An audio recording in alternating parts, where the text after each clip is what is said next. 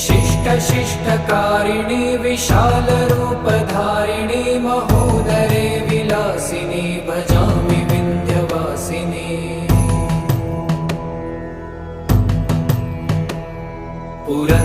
पुरन्दरादिसेवितां पुरादिवंशखण्डितं विशुद्धबुद्धिकारिणीं भजामि विन्ध्यवासिनीम्